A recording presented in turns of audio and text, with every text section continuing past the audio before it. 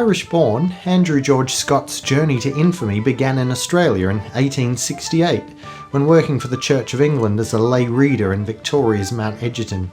It was there that the local bank was robbed by a masked man claiming to be Captain Moonlite, an alias that Scott was known to use.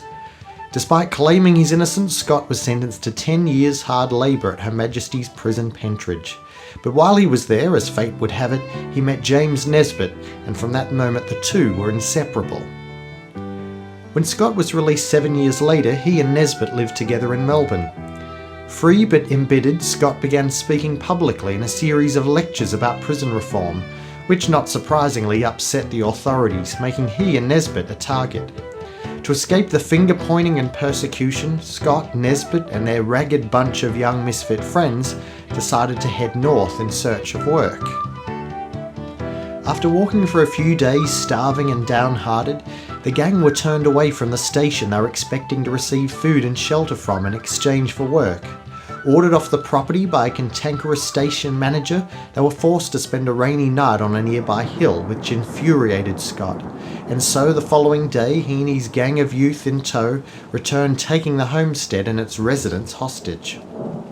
It wasn't long before a series of shootouts occurred between the police and Scott's gang, yet in the final shootout, 15-year-old Warnicky was killed, Constable Bowen was injured, and Scott's soulmate Nesbitt was shot and died in his arms.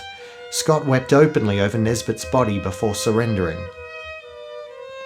Within a few days, Constable Bowen had died from his injuries, and the prisoners were taken to Sydney, where they were charged with his willful murder. This led to a media storm, and newspapers all over Australia closely followed the trial. No matter how charismatic Scott was, the gang was found guilty, and all men were sentenced to death by hanging. On January 20th, 1880, Andrew George Scott was hanged at Sydney's Darlinghurst Jail, wearing a ring made of James Nesbitt's hair. It had been his final wish to be buried with James, but that request was denied. In 1995, however, a dedicated group of historians granted his final wish and reinterred him in Gundagai Cemetery with James.